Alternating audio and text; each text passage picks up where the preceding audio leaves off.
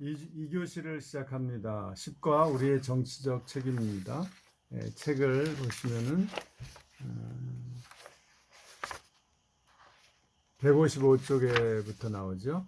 여기에 이제 예를 들면 옛날에 이제 살만 루시디가 악마의 시라는 책을 써서 모슬렘으로부터 그 거의 살해 위협을 받았죠.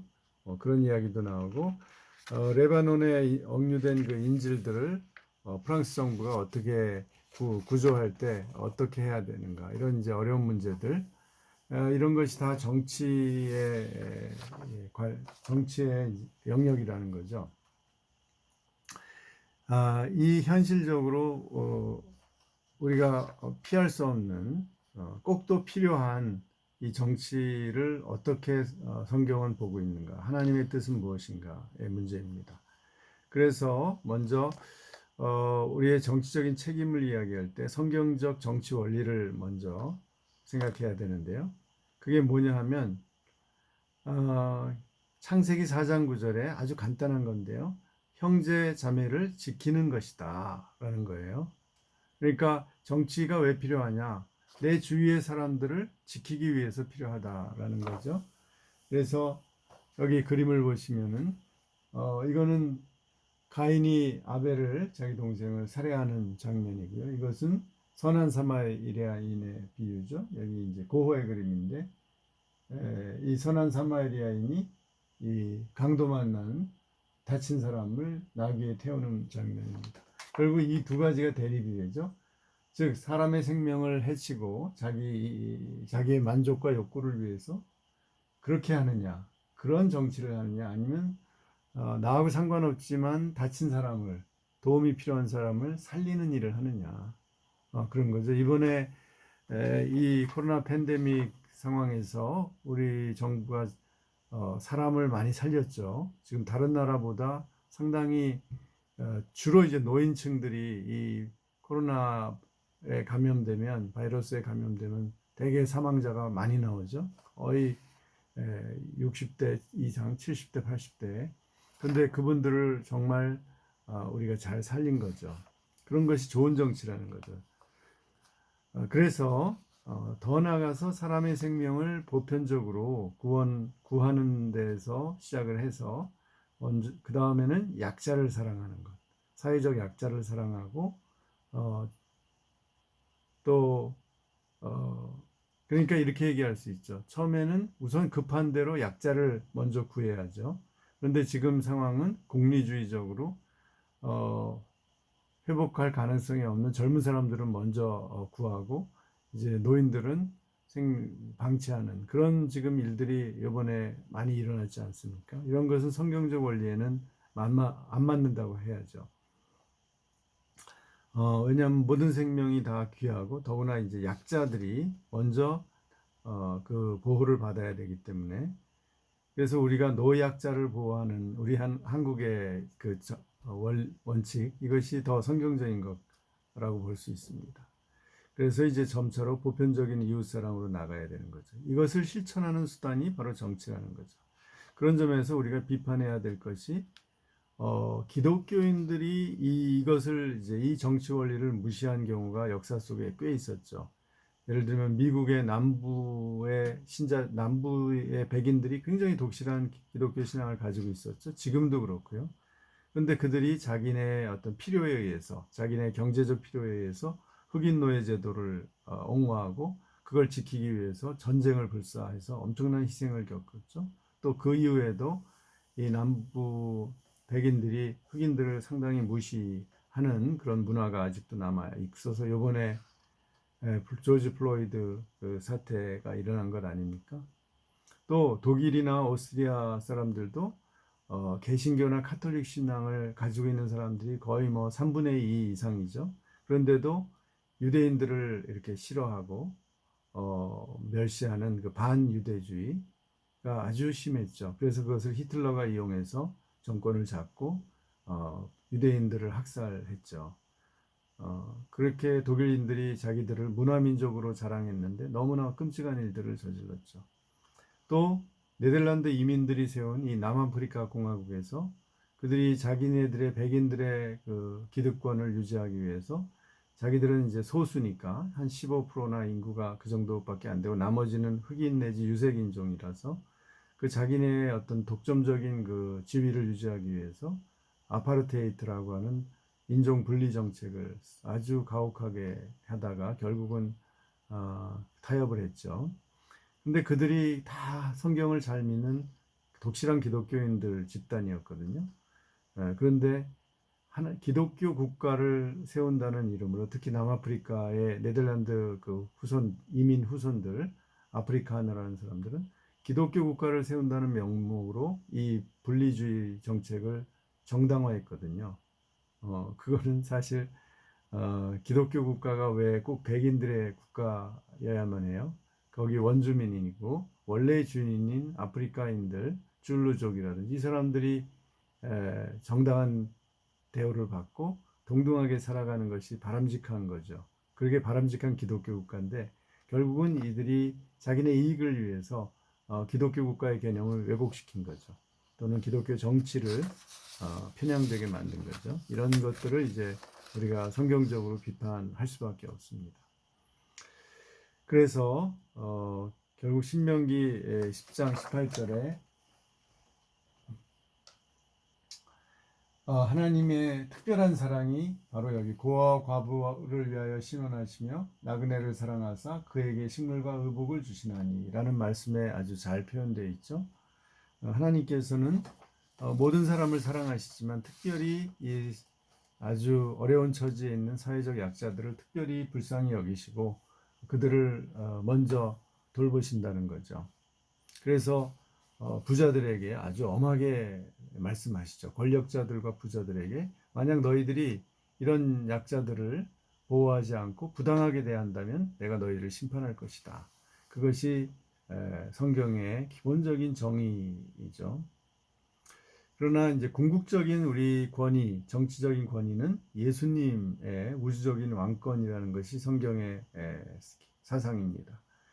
이사야서 9장 5절에 보면은 이는 한 아기가 우리에게 낳고 한 아들을 우리에게 주신 바 되었는데 그 어깨에는 정사, 이게 또 거버먼트, 정부를 메었고 그 이름은 기묘자라 모사라 전능하신 하나님이라 영존하시는 아버지라 평강의 왕이라 할 것이니라. 그러니까 이제 태어날 그 메시아 아기가 정부를 어깨에 메었다. 즉 정치를 이끌어 나가시는 분이고 평강의 왕이다. 모사다라는 거죠. 그렇기 때문에 우리가 궁극적인 우리의 지도자 왕을 우리는 항상 예수 그리스도로 생각하고 그 아래 이 현실의 모든 통치자다 통치 국가나 통치 제도는 그 아래에 속한 것으로 우리는 봐야 된다는 거죠. 그래서 골로새서 1장 16절에 만물이 그에게 창조되되 하늘과 땅에서 보이는 것과 보이지 않는 것들과 혹은 보좌들이나 주권자들이나 정사는 통치자들을 말합니다. 권세들이나 만물이 다 그로 말미암고 그를 위하여 창조되었고 그러니까 이 세상의 모든 정치 권력자들이나 그 시스템이 그 예수 그리스도를 위하여 창조되었다는 거죠. 빌립보서 2장 10절에 하늘에 있는 자들과 땅에 있는 자들과 땅 아래에 있는 자들로 모든 무릎을 예수의 이름에 꿇게 하시고 이제 분명히 모든 무릎이 예수 그리스도 앞에 꿇게 된다는 거죠. 그래서 결론적으로 정치의 사명은 하나님이 우리에게 주신 다스리라는 책임이죠. 그래서 비록 현실 정치가 죄악으로 가득 차 있지만 우리가 그것을 피할 것이 아니라 거룩한 섬김으로 나아가서 정치를 해야 하는 거죠. 우리는 선거권을 가지고 투표를 할 뿐만 아니라 피선거권을 가지고 우리가 나가서 정치인이 될 수 있는 거죠. 또는 공무원으로서 또 우리가 국가를 운영하는데 함께 참여할 수 있고요.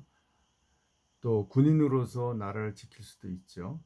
따라서 정치의 목적은 성경적으로 볼 때 하나님의 형상을 가진 사람의 생명과 복지와 환경을 보존하고 번성하게 하는 데 있다라는 겁니다.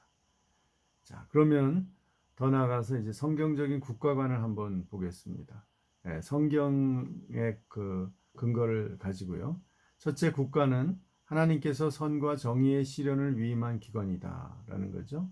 그래서 로마서 13장 1절에서 4절까지를 가장 이 국가 문제를 이야기할 때 많이 인용하죠.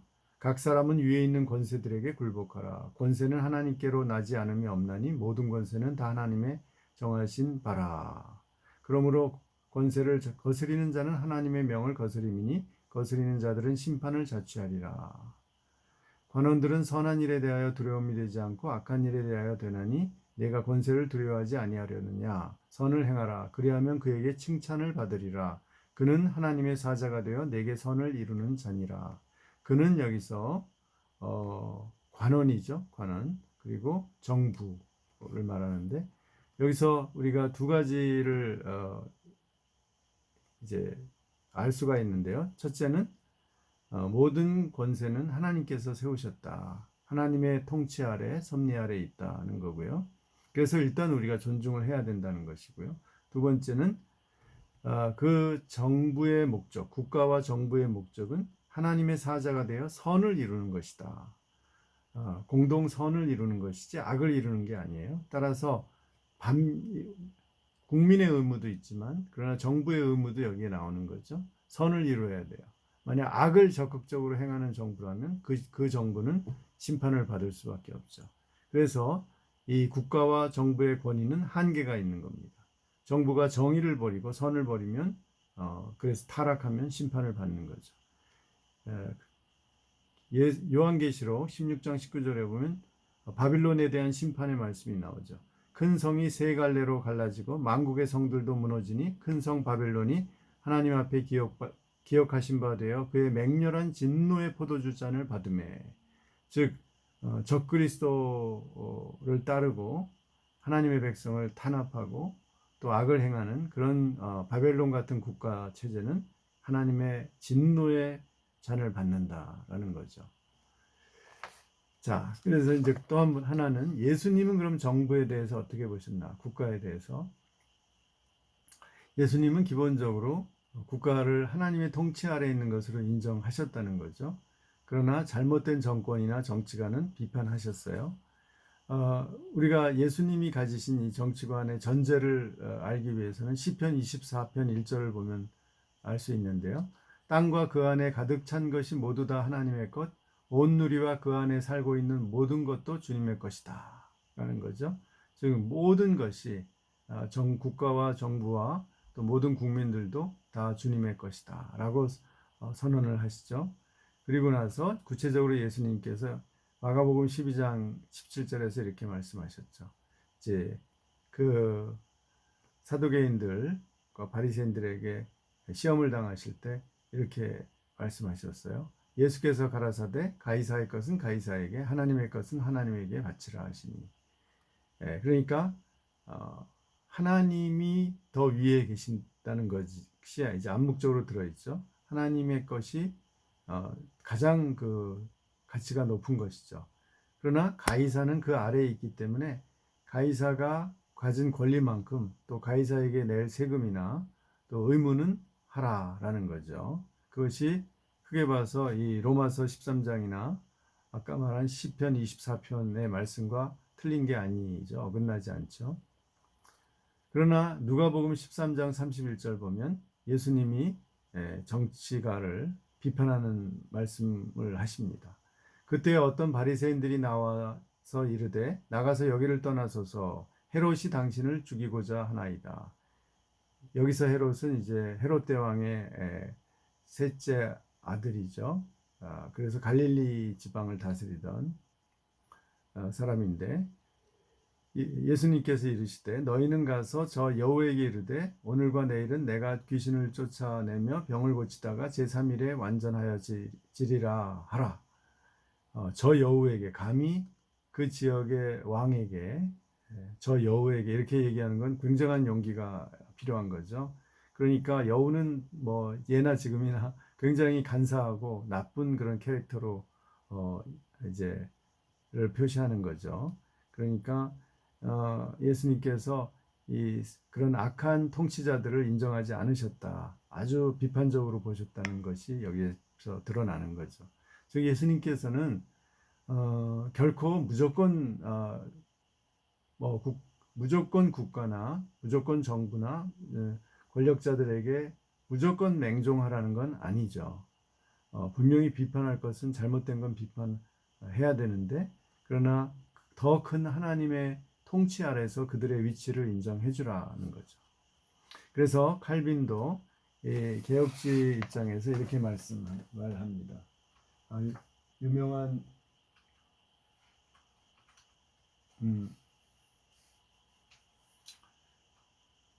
기독교 강요의 마지막 절입니다. 이것이 기독교 강요는 종교개혁 이후에 가장 큰 신학서죠.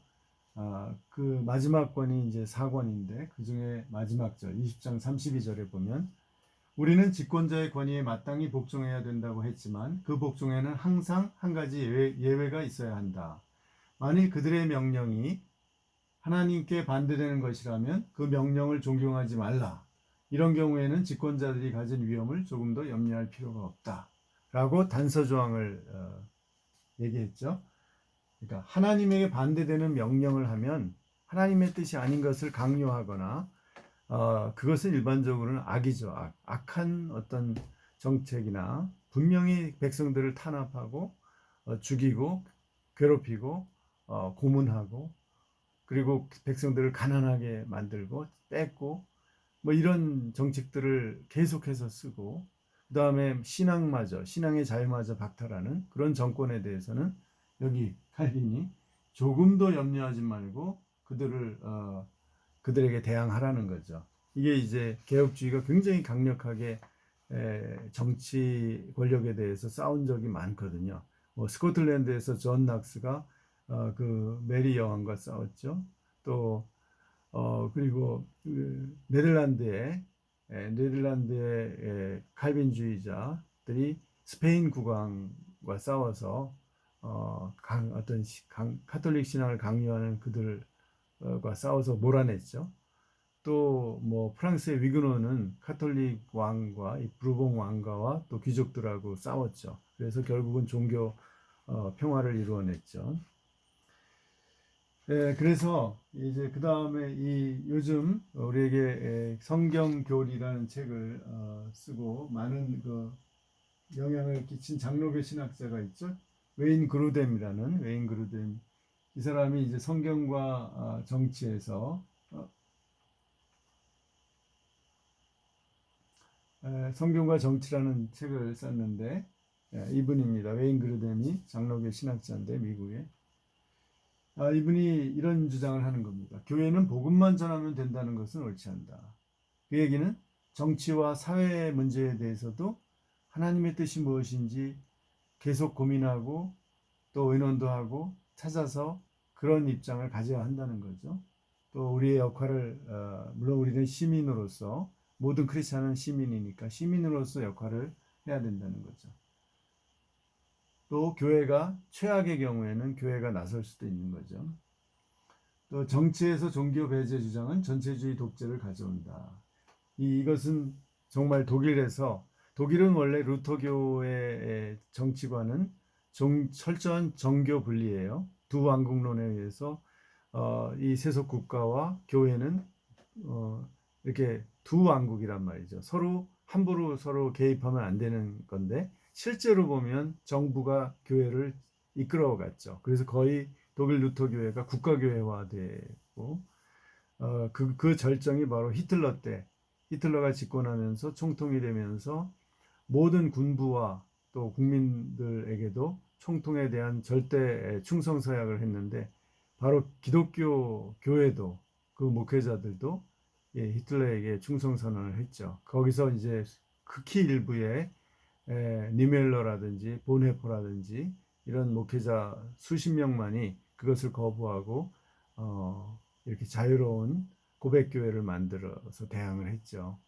그러나 대부분 거의 뭐 99%의 독일 루터교회가 히틀러에게 충성을 맹세한 결과가 뭡니까? 끔찍한 결과를 가져왔죠. 그래서 우리가 정치 의식이 없는 교회는 결국 전체주의 독재를 방관하고 옹호하게 된다라는 거죠. 예, 오늘 이렇게 여기까지 이제 둘째 시간 마쳤습니다. 감사합니다.